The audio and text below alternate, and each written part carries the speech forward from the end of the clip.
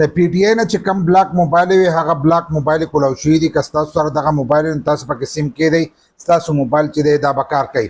د پرون نه په رایسته حکومت چې دی دغه موبایل کولاو کړي دي. څومره موبایل چې د هغو له طرفه بلاک شوي دي نو هغه موبایل کولاو شوي دي. نو په دې ویډیو کې له مکمل تفصیل در کوم چې څومره ورځې به کولاوي، د څه د وجې نه یې کولاو کړی دی، د هغو په سیسټم کې مسله راغلې ده که د څه د وجې نه دغه موبایل کولاو شي. دا ویډیو معلوماتي ده او د ټولو دپاره ده. نو تاسو به دا ویډیو رالی د مخکې شیر کوئ چې نورو کسان ته هم ورسي، ځکه زیاتر کسان به د دې اپډیټ نه چې دی دا به نه خبر، ځکه د اپډیټ چې دی دا پرونی اپډیټ ده او د هغو له طرفه دغه اپډیټ راغلی دی چې هغو کمې بندې موبایل چې دي هغه کولاو کړي دي د پی ټي آی له طرفه چې کمې بندې شوي دي او د هغو سره کم رجسټر آیمي دي نو هغه آیمیانې چې دي هغه یې مکمل کولاو کړي دي.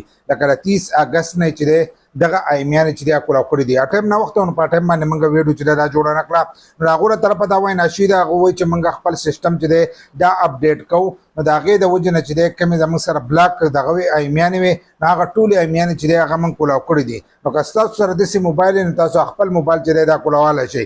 ځینې کسان به وایي چې دا د هغو له طرفه هسې کولاو شوی ده زموږ موبایل چې دی دا کولاو شو. نو دا د هغو له طرفه نو هغو وینا کړې ده چې موږ بلاک موبایل چې دی هغه کولاو کړي چې څومره زموږ سره رجسټر بلاک آیمیانې وي هغه ټولې موږ کولاو کړي دي. بل یوه سره دا خبره کړې چې دا موږ د دې لپاره کولاو کړي کوم کسانو چې موبایل بند دي که هغه خپل موبایل رجسټر کوي نو تاسو خپل موبایل چې دی دا رجسټر کولی هم شئ.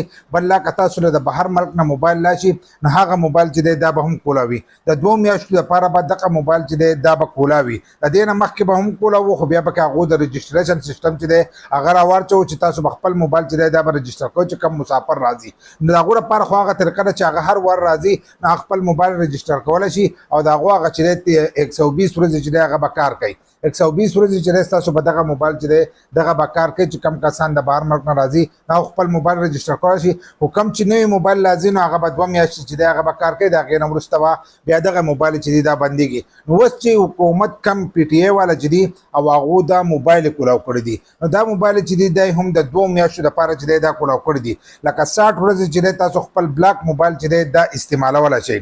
د هغو له طرفه چې کم نوټیفیکیشن جاري شوی دی نو په هغې کې 60 ورځې چې دی دا لیکلي دي وایي د 60 ورځو نه وروسته چې دی بیا به هم دغه موبایل چې دی دوباره به بندېږي. په حالن ساعت موږ خپل سیسټم چې دی دا اپډیټ کوو نو زموږ سره چې کمې بلاک ایمیانې وي هغه ټولې چې دی هغه موږ ازادي کړي دي. نو که ستاسو سره هم بلاک موبایل لکه د پی ټي آی نه بلاک او سیم پکې کار نه کوي اوس پکې سیم کېدی ستاسو سیم چې دی هغه به چلیږي، انټرنیټ په هم کار کوي او تاسو ته ټلیفون چې دی دا به پې هم راځي. خو د 2 میاشتو دپاره لکه 60 ورځې چې دی دغه به کار کوي. د 60 ورځو نه وروسته چې دی بیا به دغه موبایل بندېږي. نو د 30 اګست نه چې دی تاسو حساب کوئ چې کله 60 ورځې د هغې پوره شوې نو بیا به ستاسو دغه موبایل چې دی دا بندېږي. ځینې کسانو په ذهن کې به و چې دا زموږ موبایل چې دی د ځانه کولاو شو نو دا د هغو له طرفه چې دی د 80 ورځو لپاره کولاو شوی او 80 ورځې پس چې دی بیا به ستاسو دغه موبایل چې دی دا بندېږي. خو دا ویډیو راوالی دا مخکې شیر کړئ چې نورو کسانو ته هم ورورسي.